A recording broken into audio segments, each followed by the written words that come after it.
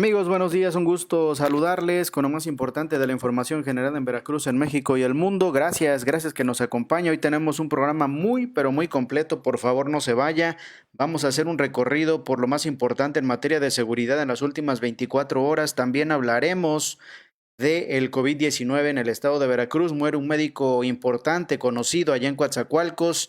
Nos vamos a trasladar hasta las Choapas y también las manifestaciones en Jalapa. También hablaremos de las enfermeras que hacen un llamado a la sociedad. Emilio Lozoya será extraditado a México, ya aceptó su extradición. Este personaje oscuro de la política mexicana. También se giraron órdenes de aprehensión en contra de presuntos implicados en la desaparición de los 43 desaparecidos de Ayotzinapa. Omar García Harfuch regresa la próxima semana, dijo la jefa de gobierno Claudia Sheinbaum. También hablaremos de la entrada en vigor el día de hoy del Tratado de Libre Comercio entre México, Estados Unidos y Canadá. La conferencia mañanera del presidente López Obrador giró en torno al inicio del Tratado de Libre Comercio el día de hoy, 1 de julio. Ojalá y este mes nos trate muchísimo mejor que junio, que nos dejó miles de muertes, más de 100,000 muertes por coronavirus a nivel mundial. Estamos ya en una etapa bastante importante. También nos dejó más de 120,000 contagios en México el mes de junio. Y bueno, pues ya ni se diga las cifras de muertos que nos dejó junio, que ascendieron ya a 27,000 muertos en todo el mes pasado. Vamos a esperar que julio nos trate muchísimo mejor, y además nos dejó un terremoto que sacudió sobre todo a Oaxaca y principales ciudades de la República Mexicana. También hablaremos de Yalitza Aparicio, que ya va a ingresar a la Academia del Oscar, y muchísimas cosas más que por supuesto le tenemos preparados el día de hoy. Vamos a iniciar con esta información. Nos trasladamos gracias a la información que nos comparte Foro Cuatza con esta terrible noticia. Muere un destacado médico de Coatzacoalcos, y aquí está la información. La madrugada de este martes 30 de junio se dio a conocer el fallecimiento del doctor Gilberto Morales Cadena por COVID-19. Médico internista del Hospital Regional de Coatzacoalcos, doctor Valentín Gómez Farías, tras 2 semanas de estar internado en el hospital del Instituto Mexicano del Seguro Social. De acuerdo con información de la Secretaría de Salud, el galeno no se infectó de la cepa dentro del nosocomio, toda vez que desde el pasado 1 de enero del 2020 y hasta el 30 de junio había solicitado un permiso sin goce de sueldo. Durante 2 semanas, el profesionista luchó por su vida en el módulo de enfermedades respiratorias del Hospital General de Zona 36 del IMSS de Coatzacoalcos, donde lamentablemente perdió la vida. A pesar de no estar en funciones, Gilberto se convierte en el tercer trabajador del hospital regional que fallece durante la pandemia. Compañeros de trabajo y familiares confirmaron su deceso y lamentaron su pérdida, pues durante años trabajó por cuidar la salud de los porteños, ya que también laboraba en la clínica hospital del ISSSTE de esta ciudad. La madrugada de este martes 30 de junio se...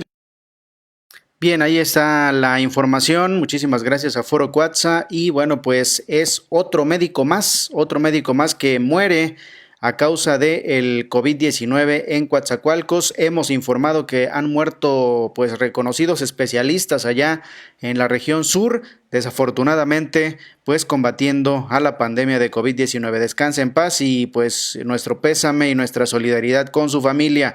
Viajamos ahora a las Choapas, también información de Foro Cuatza. Instruye el gobierno municipal a redoblar acciones de prevención al interior del ayuntamiento contra el COVID-19. En áreas donde existe mayor contacto con personal laboral y la misma población, han instalado protectores para mantener una sana distancia. En el área de la antesala a la tesorería, personal que labora en esa zona cuenta con un espacio adaptado para evitar contacto directo con quienes acuden a realizar algún trámite. Esto como medida de seguridad en la salud de la propia plantilla laboral. Marisol Vargas, secretaria adscrita al citado departamento, explicó la importancia y cuidados que implementan para protegerse de la terrible pandemia que sigue cobrando vidas en esta localidad, haciendo uso de líquido sanitizante y gel antibacterial. Bueno, los cuidados que debemos de tener, cuidados así de lavarnos las manos en cada rato, en dado caso que no se pueda, pues protegernos con lo que es el gel. Tengo mi bote de sanitizante que se lo rocea al escritorio desde determinado tiempo, dependiendo de la gente que esté llegando, estemos recibiendo documentos. Pues manejamos dinero, nos estamos lavando constantemente la mano por esa misma situación. Comenta que lamentablemente ha habido registro de fallecimientos de algunos compañeros al servicio del ayuntamiento, por lo que estas medidas son importantes realizarlas, así como hacer uso del cubrebocas en todo momento, por la cual exhortó a la ciudadanía a aportarlo cada vez que tengan que salir por necesidad de sus. Es las medidas que se están tomando en el ayuntamiento de Las Choapas, allá en el sur de la entidad veracruzana. Y ahora del sur de la entidad veracruzana viajamos a las manifestaciones que se vivieron el día de ayer en Jalapa. Habitantes de diferentes colonias de la capital del estado marcharon por la zona centro, por las calles de la ciudad capital en petición, en exigencia de que se dote de agua potable a diferentes colonias, toda vez que ante algunas ocasiones, ante la falta del suministro eléctrico y también ante la falta de una proyección, digamos, a largo plazo, hay colonias que están en este momento sufriendo el desabasto de agua potable. Y bueno, pues la situación está bastante complicada porque con la pandemia del COVID-19 es urgente la necesidad de tener el agua en nuestros hogares para mantener una higiene adecuada, porque si no las complicaciones de higiene vienen, y eso es lo que solicitaron el día de ayer manifestantes de estas colonias. Ven ustedes, Frente Veracruzano Social pedía agua en la colonia Las Bugambilias, y bueno, pues en otras colonias también se exigía esta situación.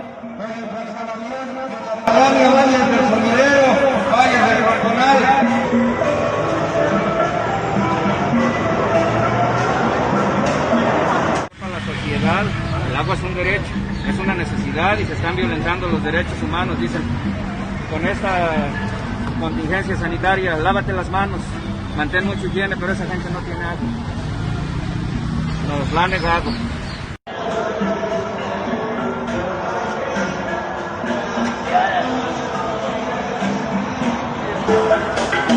Las personas de su familia y los Son las exigencias de estas personas en Jalapa, manifestaciones que se desarrollaron el día de ayer y que por supuesto colapsaron por algunos minutos las vialidades en el centro histórico de la ciudad capital del estado de Veracruz. Ahora nos vamos con este llamado que hace esta enfermera veracruzana. Nota de Foro Cuatza. En la lucha contra el coronavirus, la enfermera Priscila Guadalupe Ramírez Prieto de Villa Cuichapa, municipio de Moloacán, hace un llamado a toda la población para que se queden en sus casas porque dijo, la situación va a empeorar. Soy Priscila Guadalupe Ramírez Prieto, soy de Villa Cuichapa, Moloacán, Veracruz, y soy parte del personal que está luchando contra el COVID-19 día con día.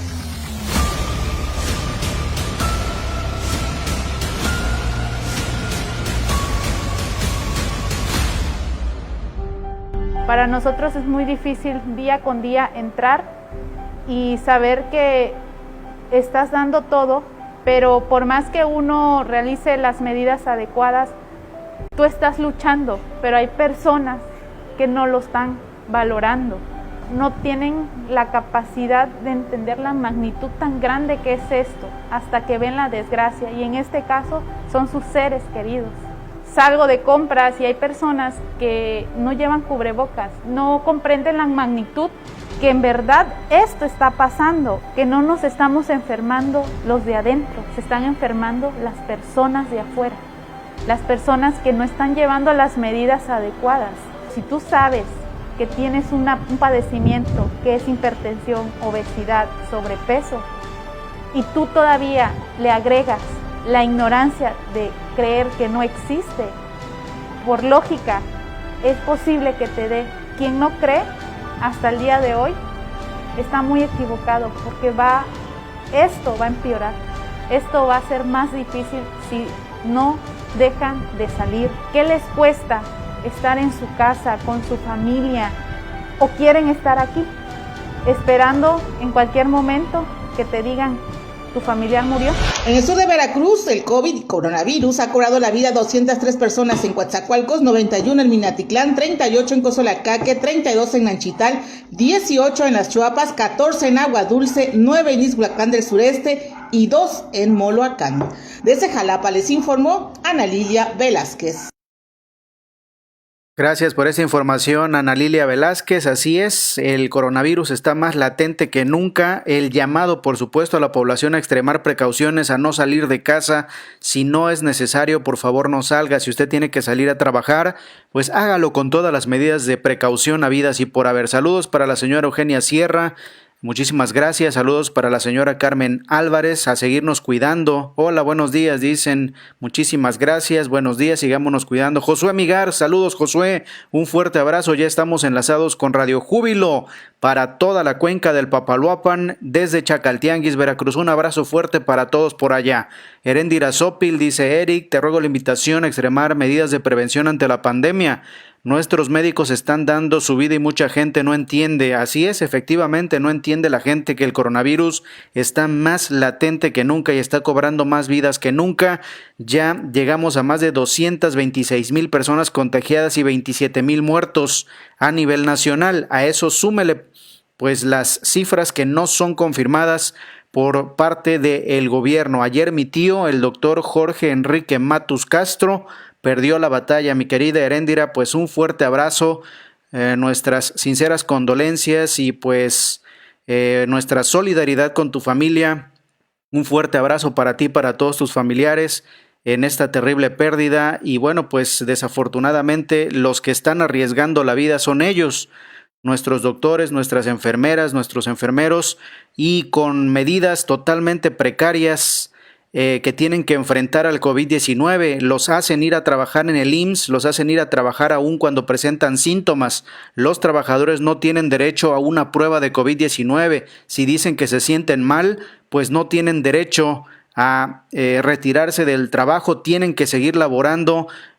Aún a pesar de los síntomas que presenten, los hacen ir a trabajar, no les dan la incapacidad, les dan largas para dar la incapacidad del COVID-19. Son unos verdaderos criminales, unos delincuentes de cuello blanco, los dirigentes del Instituto Mexicano del Seguro Social, sobre todo en Jalapa.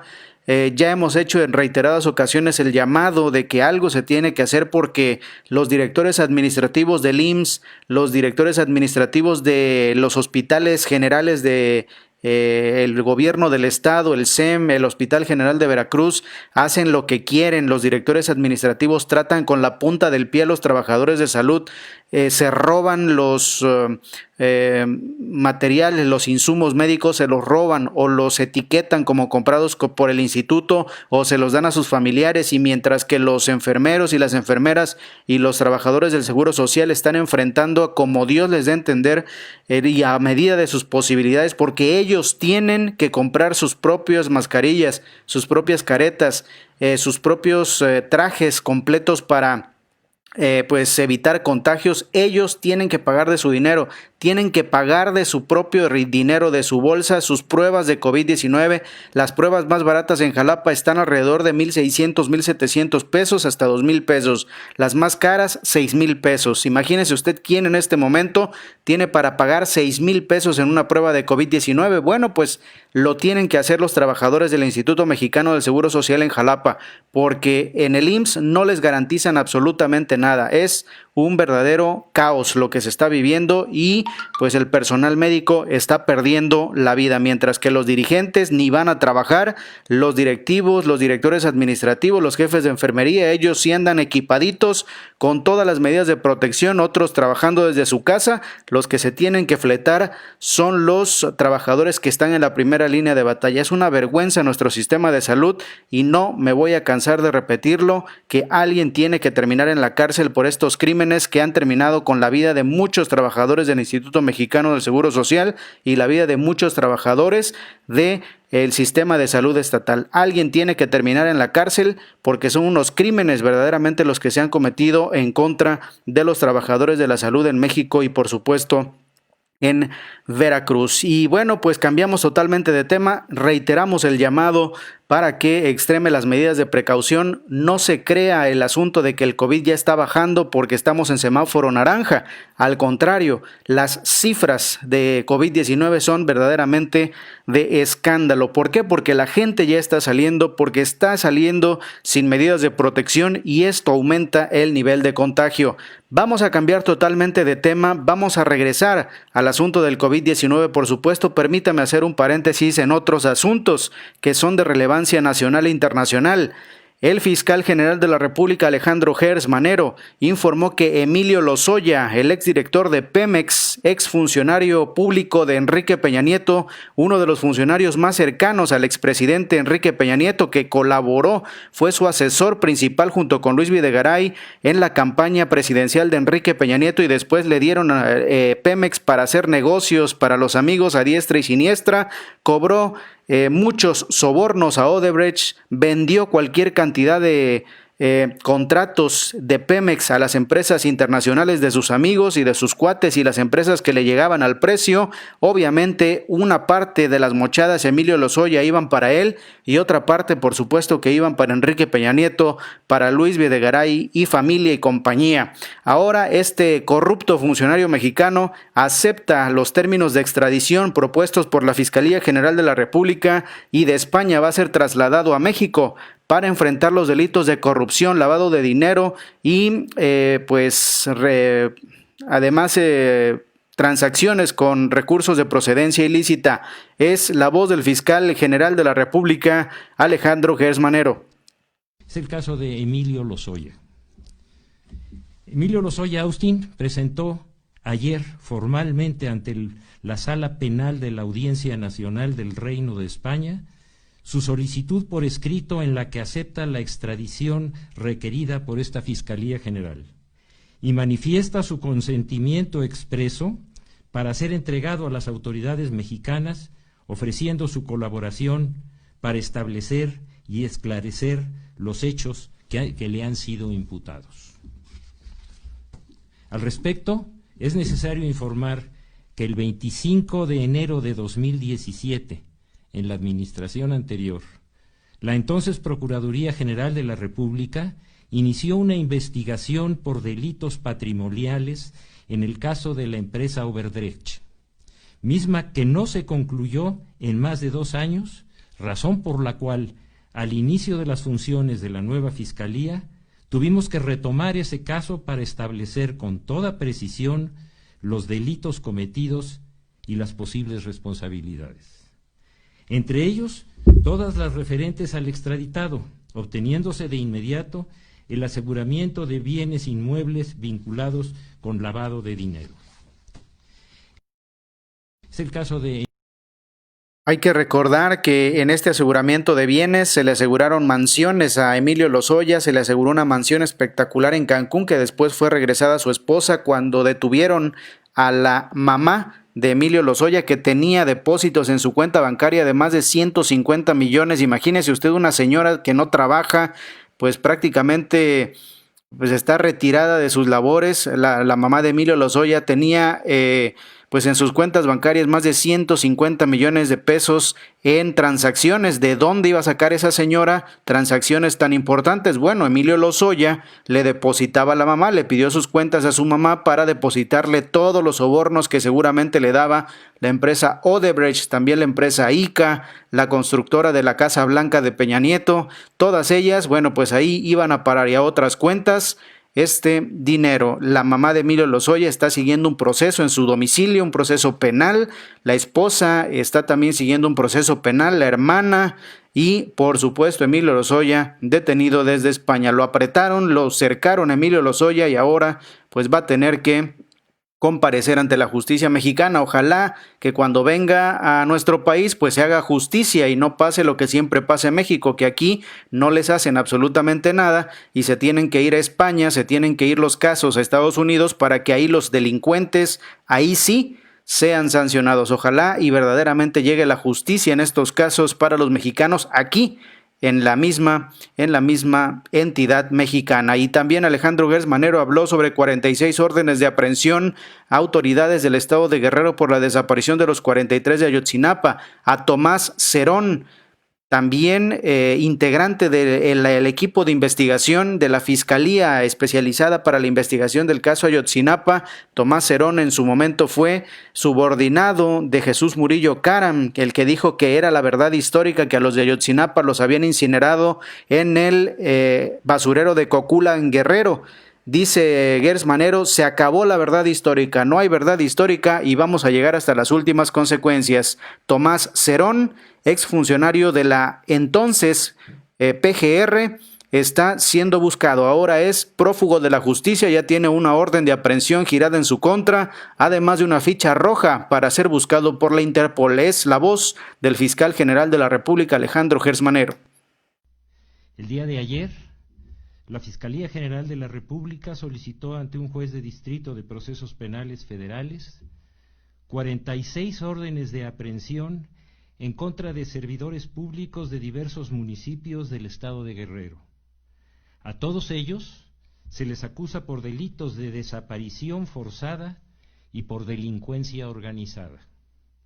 Es necesario dejar muy claro que estos delitos no han sido ni investigados ni judicializados en las diligencias que en su momento realizó la Procuraduría General de la República. Esas órdenes de aprehensión solicitadas se unen a las ya obtenidas el pasado 10 de marzo en contra de funcionarios de la Procuraduría General de la República, entre ellos Tomás Zeta, quien huyó del país y que ya cuenta con orden de aprehensión y ficha roja de Interpol para su localización a nivel internacional y su extradición correspondiente. Y el día de ayer se obtuvo la aprehensión de José Ángel N., alias El Mochomo, quien fue un participante de gran notoriedad en este caso. Creo que es necesario exponer brevemente los antecedentes de este asunto. En septiembre de 2014, la entonces Procuraduría General de la República consignó a diversos funcionarios que fueron puestos en libertad en distintas fechas, en virtud de la inconsistencia y la parcialidad de las acusaciones, que omitieron señalar todas las violaciones que estos individuos cometieron durante su intervención en el caso, entre ellas la detención arbitraria, la tortura, la dilación en las puestas a disposición, la vulneración de los derechos de la defensa y las violaciones al procedimiento, ocultando también pruebas suficientes que permitieran conocer de manera fehaciente el destino de las víctimas.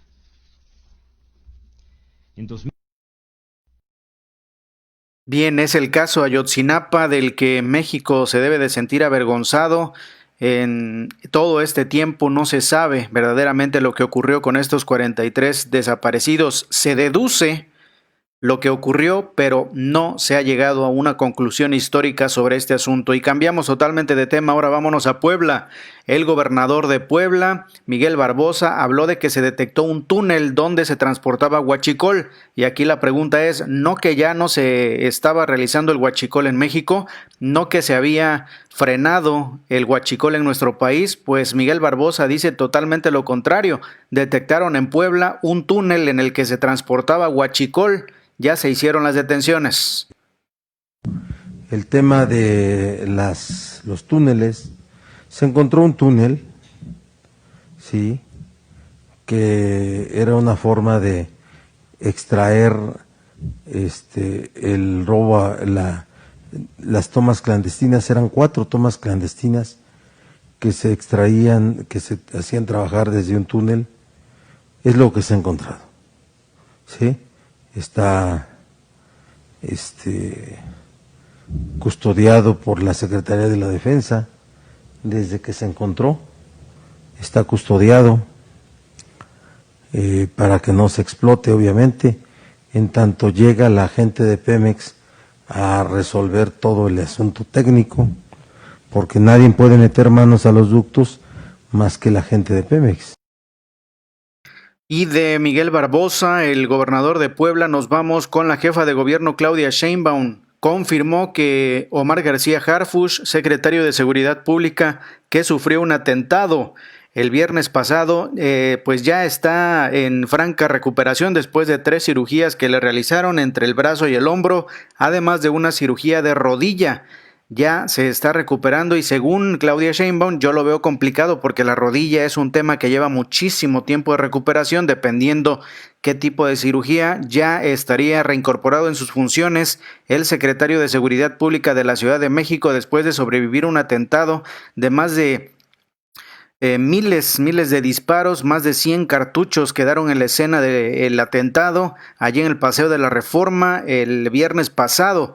A las 6:35 de la mañana se dirigía junto con su convoy a las reuniones de seguridad con la jefa de gobierno y lo sorprendieron delincuentes armados y sobrevivió a estos impactos de bala calibre número 50, capaces de atravesar el blindaje más pesado, el número 5, el número 7 de los más caros, un blindaje que cuesta más de 2.5 millones de pesos.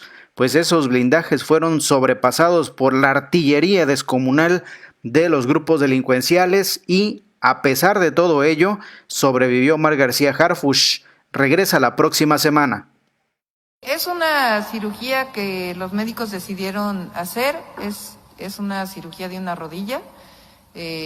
Cuando llegó tuvo una primera cirugía y ahora no es de gravedad, sino sencillamente prefirieron a la hora de revisar la rodilla que era mejor, ya que estaba internado, poder hacer esta operación. Pero salió de quirófano y está muy bien, hablé con los médicos y se encuentra muy bien de salud. ¿Y el encargado de despacho administrativo permanecerá cuánto tiempo? Calculamos probablemente que él tenga que permanecer en el hospital 2 o 3 días más para poderse rehabilitar y de ahí ya podría salir del hospital y probablemente la próxima semana ya pueda regresar a sus labores. Quiero decir que él está permanentemente en el teléfono vinculado con todas los subsecretarios de la Policía de la Ciudad de México. Bien, entonces la próxima semana se reincorporaría a sus actividades Omar García Harfuch, el secretario de Seguridad Pública. Bueno, bastante complicado después de cirugías importantes, después de perforaciones por arma de fuego, pero bueno, eso dice la jefa de gobierno. Y bueno, pues nos vamos a más información. Recuerda usted que Arturo Herrera Gutiérrez, el secretario de Hacienda, confirmó el 25 de junio que era pues portador del COVID-19. Tengo síntomas muy menores a partir de ese momento. Estaré en cuarentena y continuaré trabajando desde mi casa. Eso decía el 25. Ayer, Rabindranath Salazar Solorio, Rabín Salazar, se le conoce en el ámbito público, dio a conocer que le acababan de comunicar que resultó positivo en la prueba de COVID-19. Continuaré trabajando a distancia en apego de las medidas emitidas por la Secretaría de Salud. Me encuentro bien, con ánimo de seguir trabajando. Y usted dirá, bueno, ¿y este fulano quién es? ¿O por qué cobra relevancia? Es este hombre que ve usted en pantalla. Estuvo cerca del presidente López Obrador, estuvo a menos de 1 metro de la secretaria de Gobernación, Olga Sánchez Cordero, y a la derecha de el presidente de la República estuvo el otro contaminado de COVID-19, Arturo Herrera, es decir, Rabín Solorio, que es el recién nombrado jefe o titular del Banco del Bienestar, estuvo junto a la secretaria de Gobernación y al presidente de la República, Andrés Manuel López Obrador, hace apenas algunos días y ambos resultaron con COVID. ¿Qué quiere decir esto? Que hay las posibilidades de que Olga Sánchez Cordero esté también con posibilidades de salir contaminada con COVID-19 y el presidente López Obrador estuvo cerca de estas personas hace algunos días y ya se regresa a la nueva normalidad. Estas imágenes que está viendo usted en pantalla son de diferentes establecimientos, diferentes comercios en la capital de la República Mexicana que ya están regresando a la nueva normalidad, con estrictas medidas de seguridad, con estrictas medidas de higiene. Están regresando a la normalidad muchos establecimientos en la capital del país y bueno, pues así se inicia, digámoslo de alguna forma, el semáforo naranja en la capital de la República Mexicana. Con estas imágenes ya se regresa al comercio, ya era insostenible. Ya vamos para medio año en el que los comercios están cerrados y pues era necesario reabrir con todas las medidas de seguridad porque la gente tiene que trabajar, la gente tiene que llevar comida a sus casas, pagar la luz, pagar el agua, pagar el gas, pagar todos los servicios, pagar lo que se necesite, comprar comida. La gente no puede seguir sin trabajar. Qué bueno que ya se estén reabriendo los negocios, pero con mucha precaución, con mucha responsabilidad. Es cierto que es insostenible ya la situación económica de muchas familias mexicanas. Tenemos que trabajar, si no, no comemos. Eso es definitivo, los que vamos al día, pero también es una realidad que si nosotros salimos y nos desbocamos a la calle, si nos desbocamos sin las medidas de sanidad, nos vamos a contagiar y muchas personas que se contagian pierden la vida. Por lo tanto, vamos a salir, sí, pero con mucha responsabilidad. Es lo que nos corresponde a nosotros, ya que vimos que el gobierno no nos cuida, que el gobierno es incapaz de generar medidas importantes de sanidad, de generar una calidad de vida importante para los mexicanos, cuidar nuestra vida. Pues el gobierno le ha quedado muy grande esta pandemia y bueno, pues depende de nosotros, de nadie más, Nadie nos va a venir a cuidar a nuestra casa, nadie nos va a llevar de la mano a nuestro trabajo. Nosotros tenemos que tomar esa conciencia de que depende de nosotros no contagiarnos, no contagiar a los demás y pues no perder la vida por el COVID-19. Vamos a vivir con el COVID-19 por lo menos 1 año, 2 años en lo que se aprueban las vacunas. Esto lo dijo ayer la Organización Mundial de la Salud a través de su titular y Hugo López-Gatell lo repitió. En un momento más vamos a escuchar lo que dijo Hugo López-Gatell.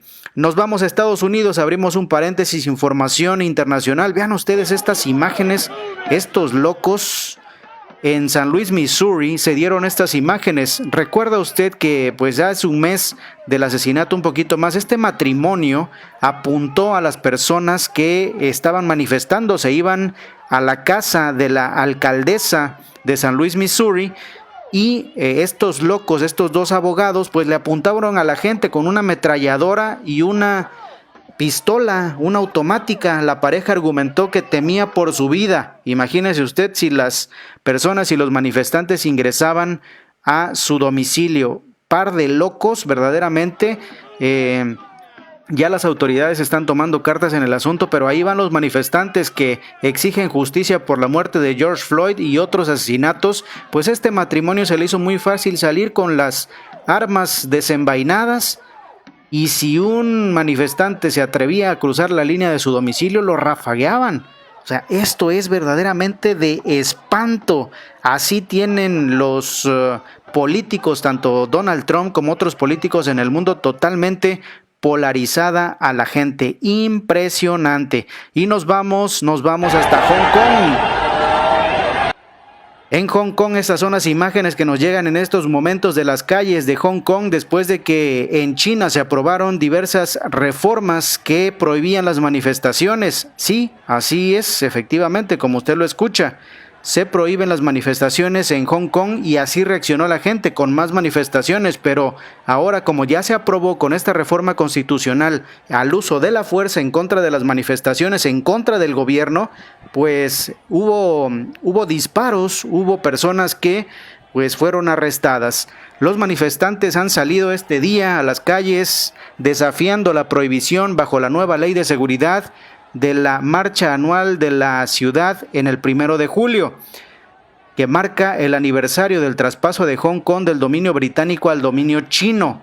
El primer arresto se realizó a un hombre por llevar una bandera a favor de la independencia en la protesta. Según la fuerza policial de Hong Kong, ya se han realizado más de 70 detenciones en este miércoles en estas manifestaciones que, repito, así contestaron los manifestantes en Hong Kong a la ley en contra de las manifestaciones. Pues todo el mundo está verdaderamente polarizado.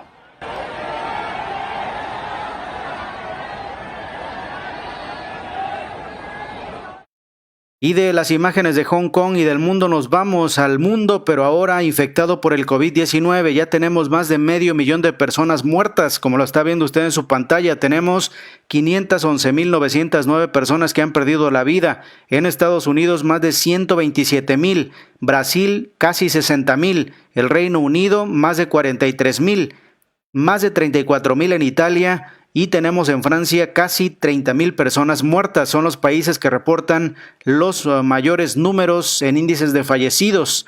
Tenemos ya 10.5 millones de personas contagiadas, 10.501.482 personas contagiadas en todo el planeta.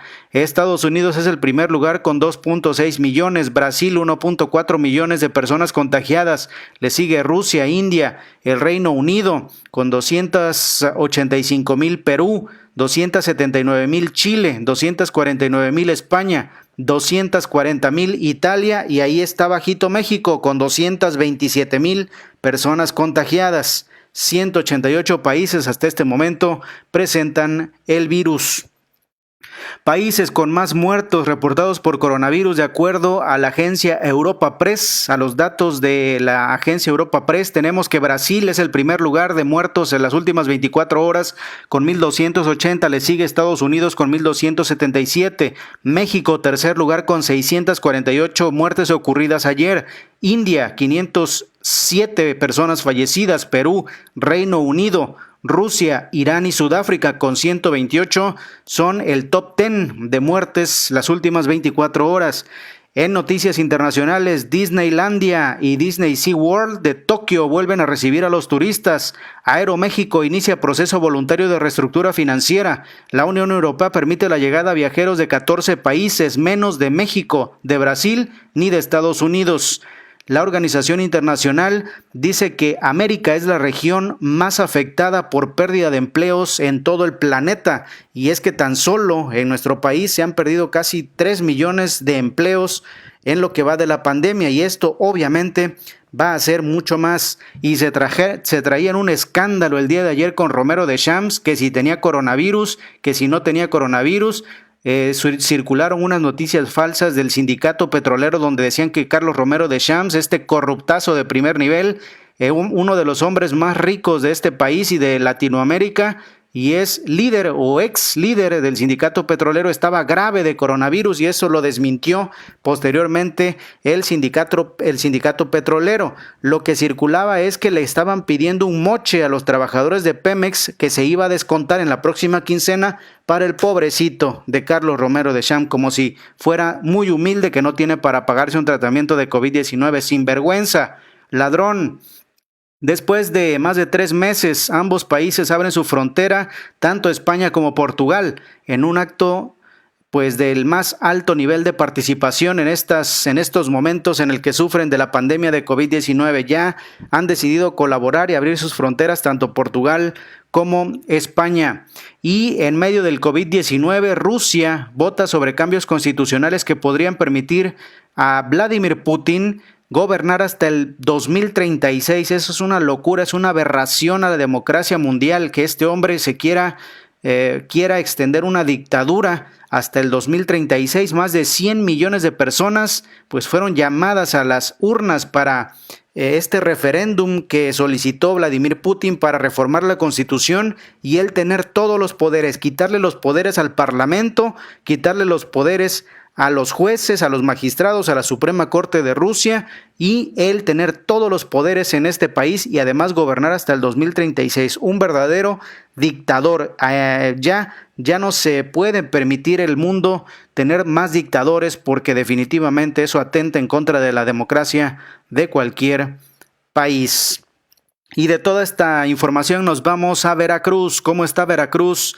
En cuanto a cifras de COVID-19, tenemos 1,578 muertos hasta este momento. Tenemos 10,170 personas contagiadas de COVID-19 hasta este momento. Más de 2,500 han resultado negativas y se han estudiado más de 6,000 personas.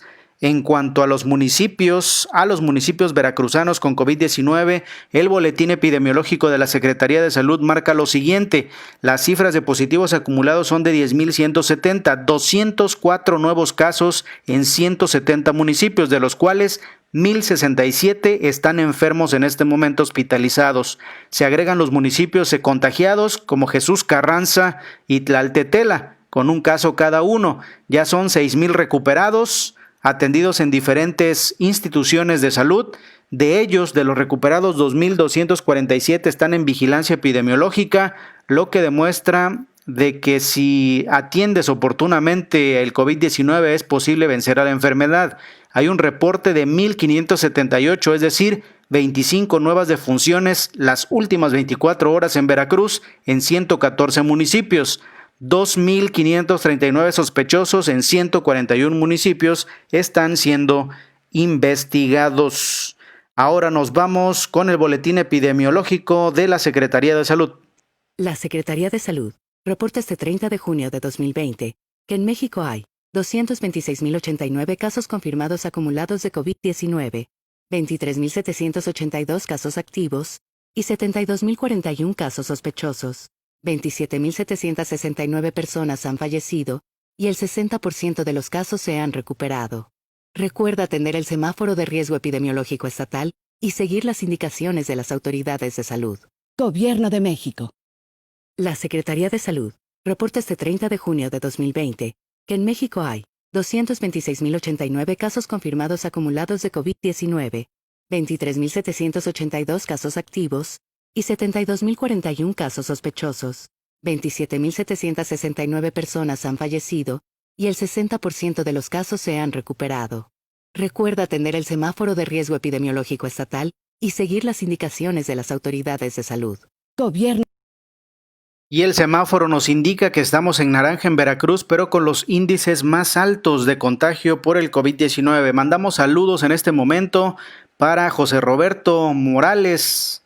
Saludos, Robert, un fuerte abrazo, gracias por vernos. Para Carlos Zamora, para la señora Eugenia Sierra, para David Maza, para Daniel Soto, para Alessi Flores Almeida. Alessi, un fuerte abrazo hasta el puerto de Veracruz. Luis Manuel Cruz Pérez, muchísimas gracias. Para todos los que están en este momento sintonizando absolutamente toda nuestra información. Tenemos saludos también para el ingeniero Víctor Raúl Castropola. Saludos, buen inicio de semana, esperemos que mejoren todos los aspectos este mes de julio. Pues sí, efectivamente, un junio que va a quedar para el olvido, con las peores cifras en materia de inseguridad, sobre todo a Veracruz, que lo ubica dentro de los primeros lugares de feminicidios en este país. Es apenas el segundo lugar, peleándose el primer sitio con el Estado de México y otros delitos que se cometen en Veracruz como uno de los estados más violentos en el país. Bueno, pues eso nos dejó junio, nos dejó un terremoto que dejó víctimas mortales en Oaxaca y daños cuantiosos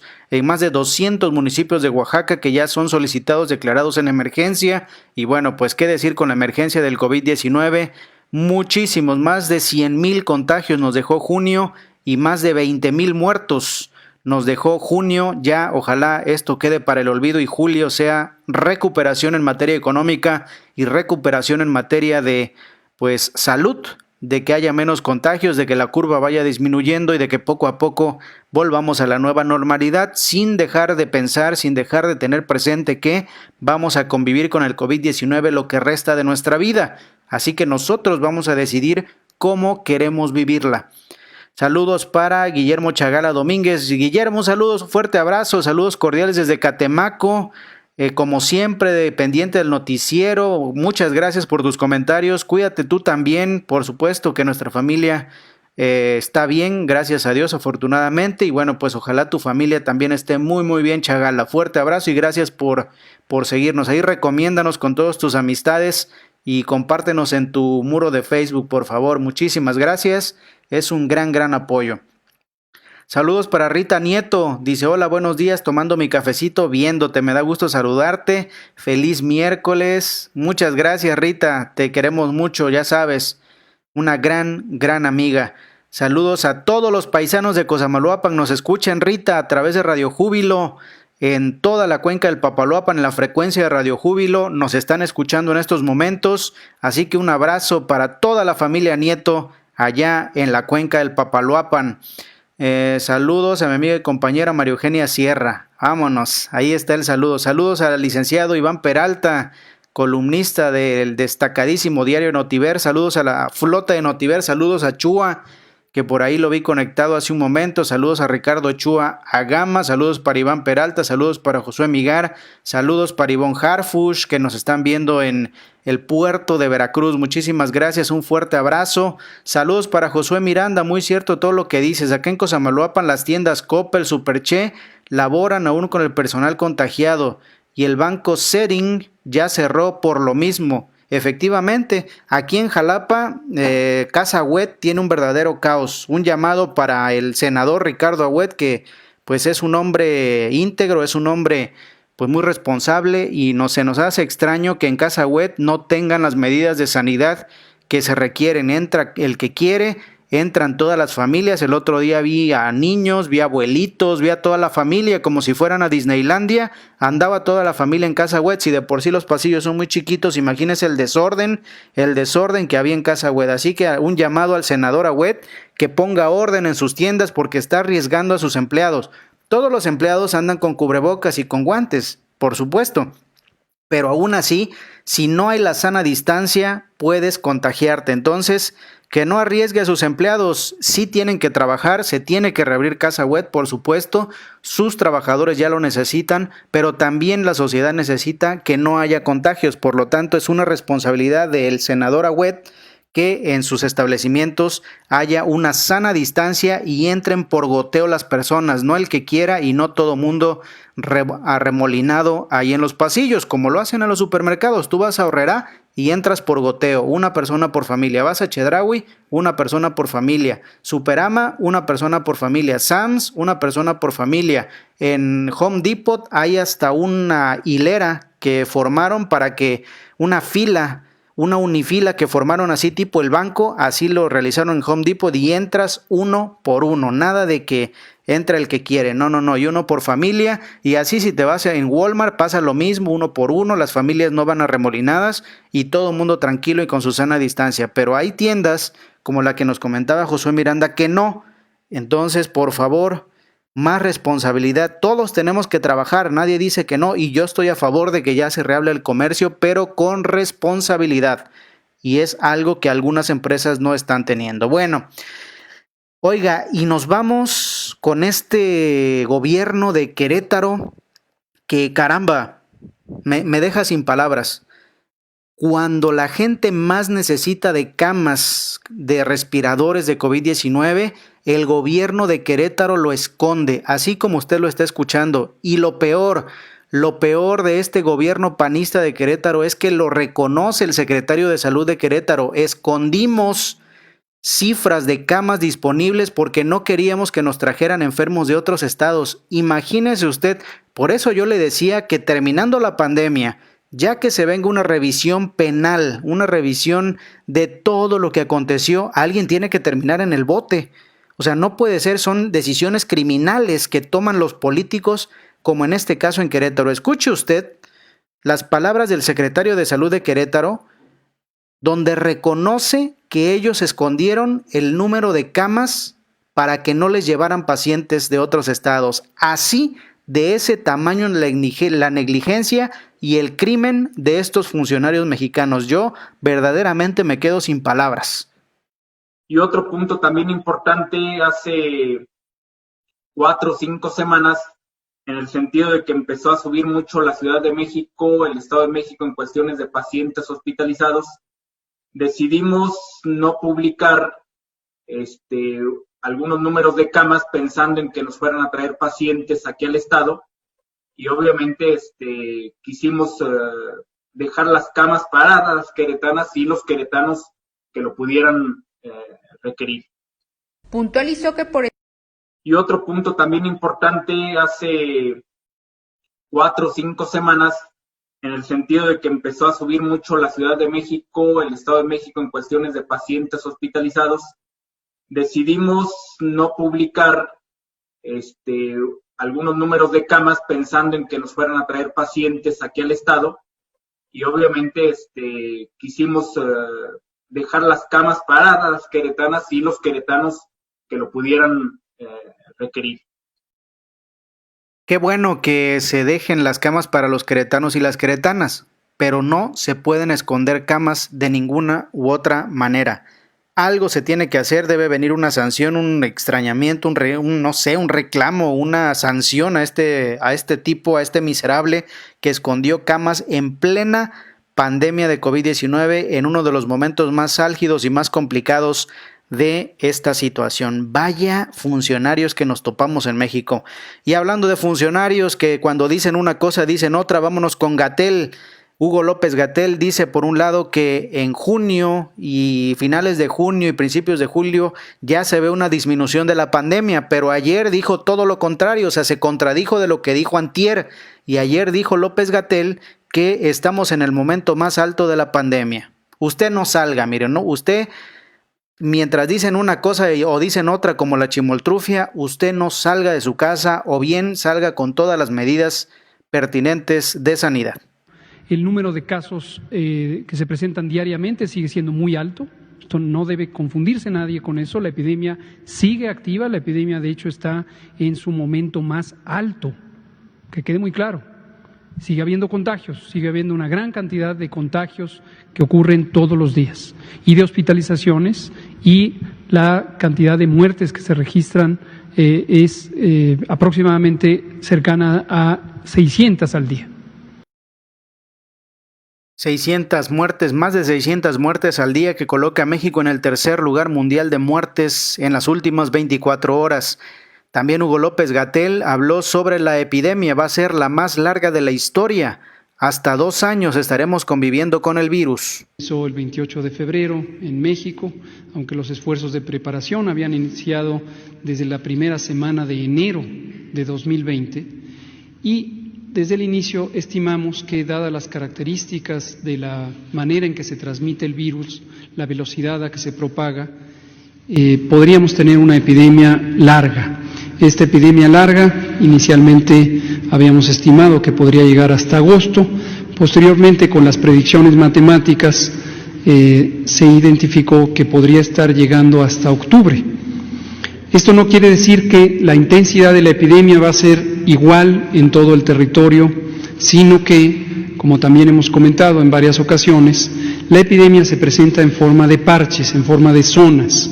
Hay ciudades, sobre todo zonas metropolitanas grandes, como la del Valle de México, que pueden tener una duración más grande de su propia epidemia local, y otras ciudades más pequeñas en donde, a pesar de entrar en fechas posteriores al inicio de la epidemia en febrero, pueden agotar su transmisión antes. Es el caso de Tijuana, ciudad en la que se produjo todo el proceso de la curva epidémica en aproximadamente.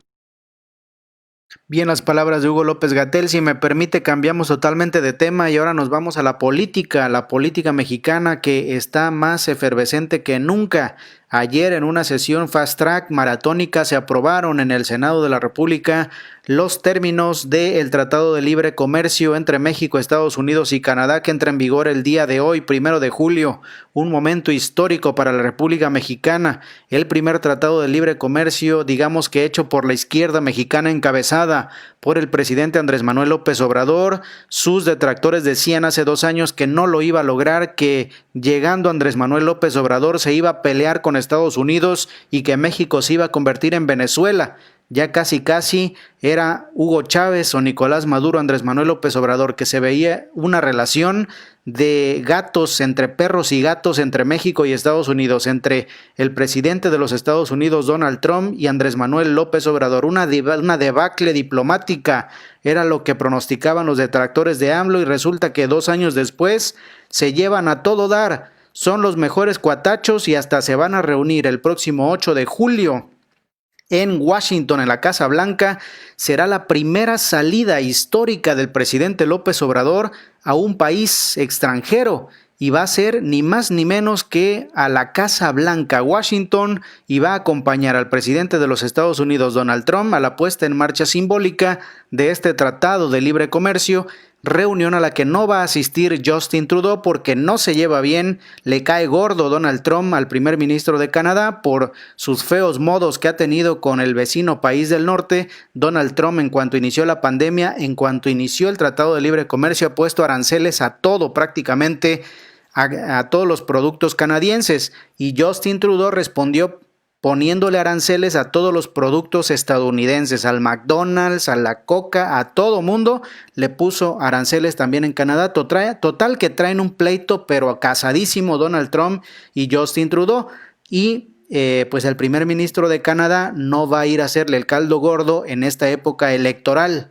al presidente de los Estados Unidos, Donald Trump, cosa que se le ha cuestionado a Andrés Manuel López Obrador, y López Obrador dijo, a ver, a mí no me interesa si Donald Trump está en campaña, yo voy porque esta gira le beneficia a México y por eso voy, a mí no me metan en temas políticos de los Estados Unidos. Bueno, total que en este marco, el día de hoy entró en vigor el Tratado de Libre Comercio entre estos tres países, y hoy el canciller Marcelo Ebrard confirmó la reunión del próximo 8 de julio en la Casa Blanca.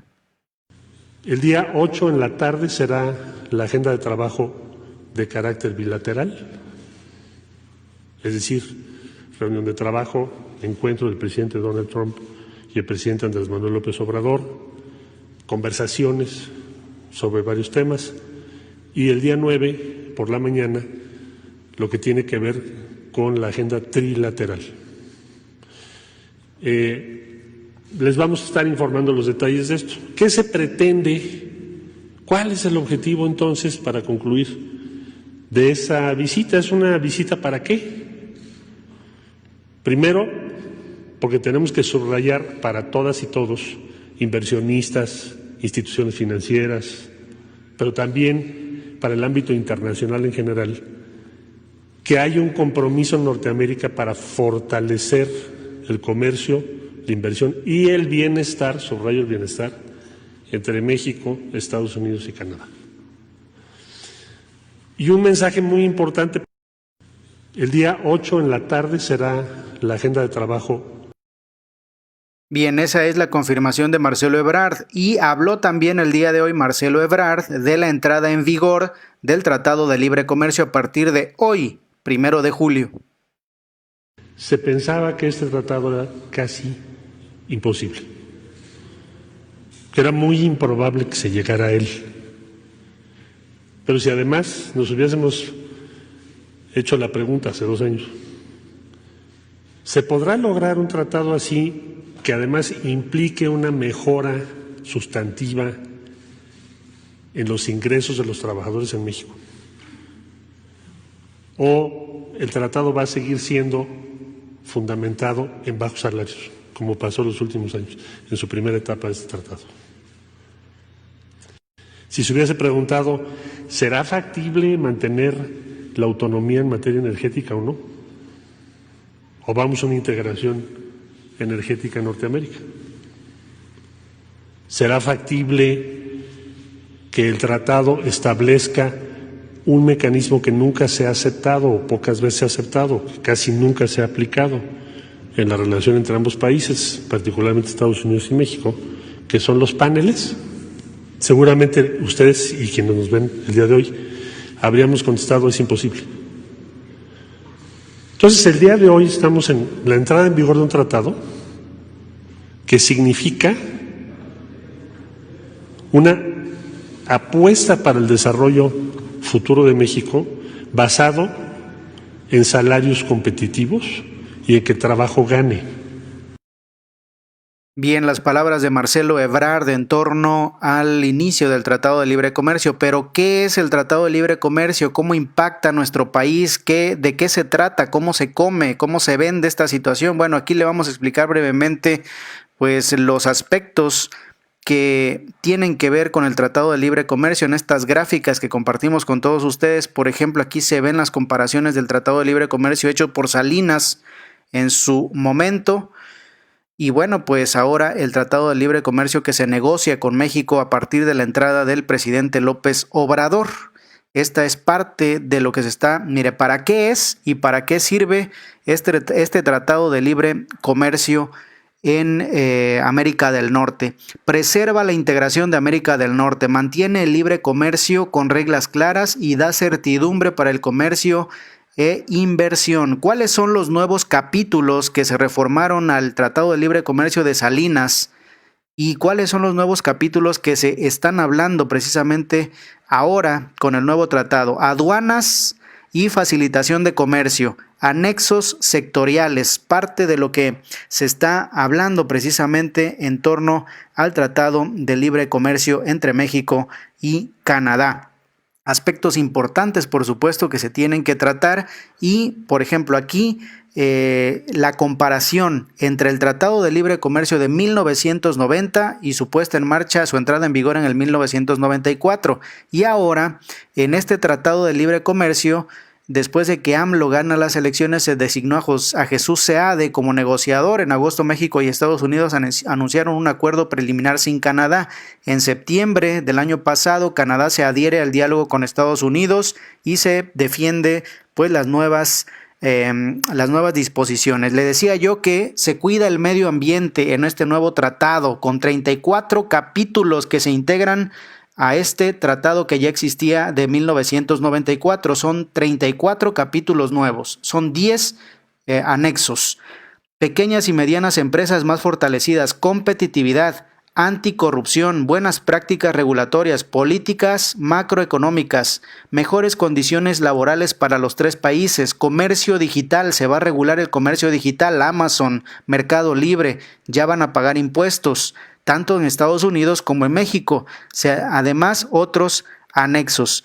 Este es el camino del TEMEC, que ha seguido hasta este momento. En el 2006, cuando Trump amenaza con sacar a Estados Unidos del Tratado de Libre Comercio si no se moderniza, responde Peña Nieto y responden Justin Trudeau a un diálogo. En el 2017 se da hasta el 2018 las negociaciones.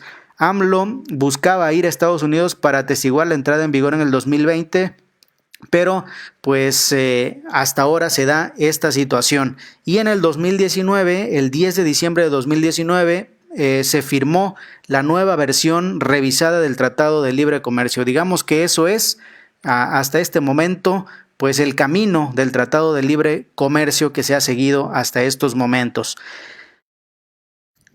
490 millones de personas beneficiadas, 23 millones de dólares en Producto Interno Bruto para América del Norte. El comercio será de 1.16 billones de dólares. Oportunidades para este tratado: propiedad intelectual, comercio digital y servicios financieros, los más beneficiados con las nuevas reformas al Tratado de Libre Comercio. Sobre este aspecto habla Graciela Márquez. Estos aspectos que yo le he explicado aquí, grosso modo, Graciela Márquez, la secretaria de Economía, habla precisamente sobre estos aspectos que hoy fueron muy ampliamente tratados en la conferencia mañanera de López Obrador. Es un tratado que le da continuidad al tratado que teníamos, pero sobre todo lo hace más incluyente. Y ese es un aspecto a destacar y un aspecto que se alinea con las políticas de desarrollo que se impulsan en este gobierno. Creemos por eso que es una palanca de desarrollo, no para obtener los mismos resultados. Es una palanca de desarrollo porque vamos a obtener resultados en el que más regiones, más sectores, más mercancías y sobre todo más grupos sociales se beneficien de los frutos del comercio internacional. Quisiera nada más cerrar y decir que el comercio internacional es muy importante para la economía mexicana y también por eso constituye esta entrada en vigor del tratado entre México, Estados Unidos y Canadá una palanca para enfrentar los retos económicos que ha puesto a la economía mexicana el COVID-19. Decir que casi 3/4 partes del PIB lo representa el comercio internacional. Entonces, sabemos que esta integración en América del Norte, una integración comercial, una integración productiva, servirá para salir adelante de estos efectos económicos del COVID, pero sobre todo que nos generará espacios de desarrollo, espacios de inclusión en todo el territorio nacional. La voz de la secretaria de Economía, Graciela Márquez. Y cambiemos de tema porque hoy el Financiero nos despertó con esta noticia. Así es, la nueva medición que presentan al presidente Andrés Manuel López Obrador con una aprobación del 56% en toda la República Mexicana. Las mediciones que hace el Financiero de manera mensual, pues ahora se presentan. ¿Y cómo se presentan? Con una aprobación del presidente López Obrador del 56%. Se le cuestionó al mandatario el día de hoy y estaba feliz el presidente López Obrador porque dice que ahorita en estos momentos más gente votaría por él que los 30 millones de personas que votaron por él en las elecciones del 2018. A 2 años de la elección, pues el 51% de las personas dicen que López Obrador está cumpliendo. Su aprobación, dice el Financiero, baja a 56% a 2 años de su triunfo. Cuando tomó posesión en el cargo el 1 de diciembre, el jefe del Ejecutivo dijo que no tenía derecho a fallar. Según la encuesta, las opiniones están divididas con una mayoría que sí lo percibe cumpliendo. Es lo que señala el Financiero el día de hoy en su encuesta mensual. Así lo refleja en junio. Esta es la aprobación ciudadana. Vean ustedes cómo arrancó con 77% de aprobación. En enero subió 88%, después en febrero 83%, 78%, 70%, 67%, en 72%. Estuvo en diciembre del 2019 en 72%, enero 71%, 63% febrero, 60% marzo, 68% abril, 60% mayo y 59% de aprobación en julio. Es decir, el día de hoy votarían más de 30 millones de personas por Andrés Manuel López Obrador, cifra que alcanzó en 2018. Le preguntaron el día de hoy al presidente López Obrador qué opinaba sobre esta encuesta y dijo lo siguiente: le agradeció al pueblo de México que pues crean más en él ahora que cuando votaron por él. Informar, voy a agradecer el que me estén refrendando la confianza millones de mexicanos y reiterar el compromiso de no traicionar al pueblo, de no fallarle, informar. Bien, y también el presidente López Obrador exigió disculpas a Jorge Castañeda, el ex secretario de Relaciones Exteriores del gobierno de Vicente Fox, por llamar pueblo horroroso al pueblo de Putla en Oaxaca. Le exige disculpas el mandatario mexicano, así como le exigen disculpas miles y miles de mexicanos, millones de mexicanos le exigen disculpa a este tecnócrata venido a menos. Yo aquí no puedo dejar de manifestar mi inconformidad por las expresiones de Jorge Castañeda al referirse a un pueblo de Oaxaca. Sin duda, eso es una expresión clasista, racista. Él debería de ofrecer una disculpa, porque fue funcionario público, pero además es comentarista, es analista en un medio de comunicación, por lo que a nosotros corresponde nuestro reconocimiento afectuoso, cariñoso, sincero a todos los habitantes de Putla, a todos los mixtecos de la gran cultura mixteca. Siempre he sostenido, lo he escrito, Oaxaca es de los pueblos con más cultura en el mundo. Es un pueblo extraordinario, excepcional, porque ha sabido mantener sus culturas, sus tradiciones, sus costumbres, sus lenguas, su organización social.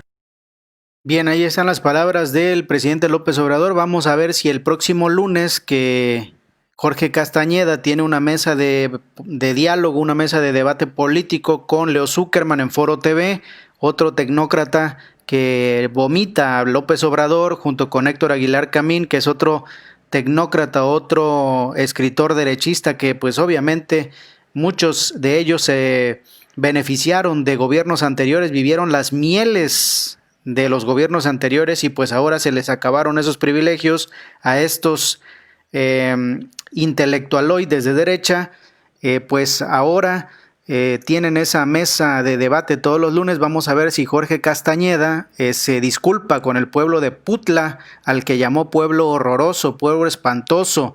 Más horroroso y espantoso está él con su cara de... Bueno, en fin, vamos a dejarla ahí y nos vamos a más información porque ya estamos llegando a la recta final de este programa, agradeciéndole por supuesto el favor de su confianza y el privilegio de su atención. Y ya nada más vamos a cerrar con el dólar el día de hoy. El dólar se presenta de la siguiente manera.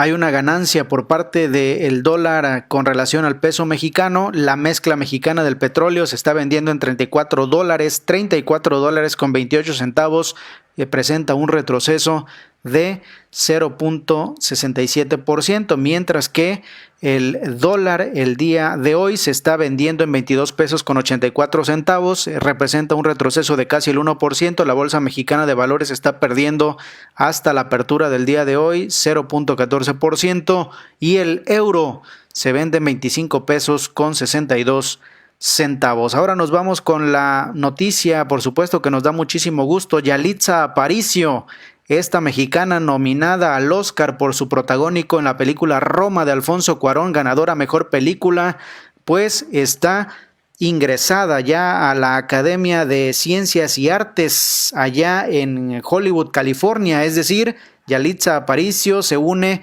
a la lista de celebridades que se reúnen año con año para determinar cuáles son las películas más importantes en el planeta.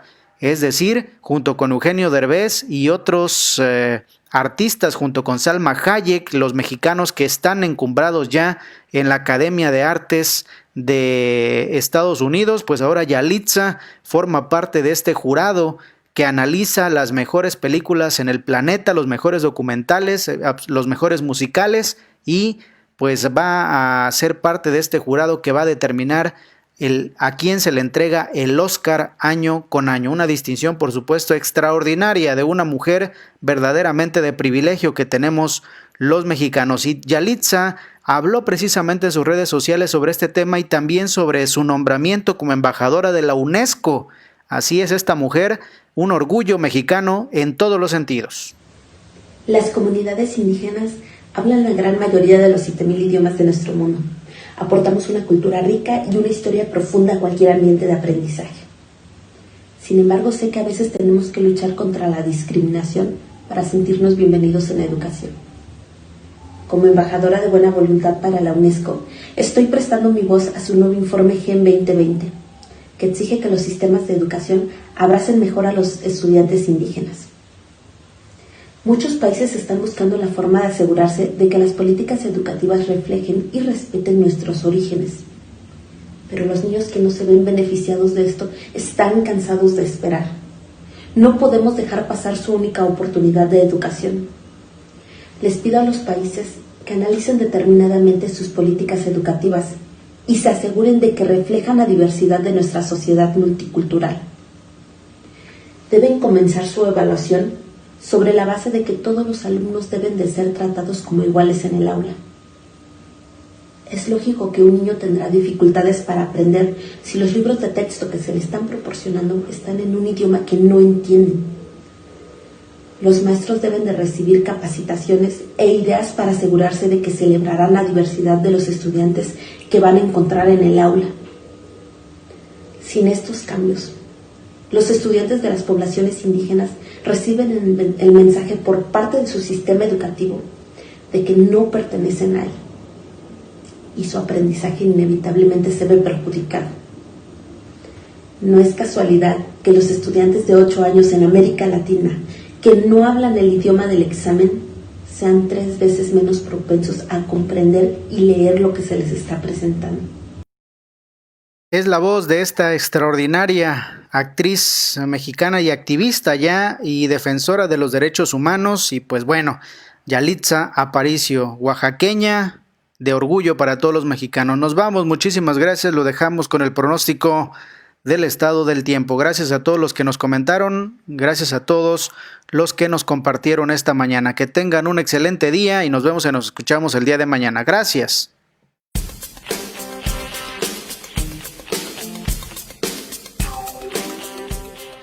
El Servicio Meteorológico Nacional de la Conagua le informa el pronóstico del tiempo. Para hoy, un canal de baja presión se extenderá sobre el interior del país, mientras que una línea seca se ubicará sobre el norte de Coahuila. Interaccionarán con la entrada de humedad proveniente del Golfo de México. Ocasionarán chubascos y lluvias puntuales fuertes en los estados del norte, noreste, oriente y centro del país, incluyendo el Valle de México, llegando a registrarse lluvias puntuales intensas en Guanajuato. Por otra parte, la onda tropical número 10 se desplazará sobre el occidente y sur del país.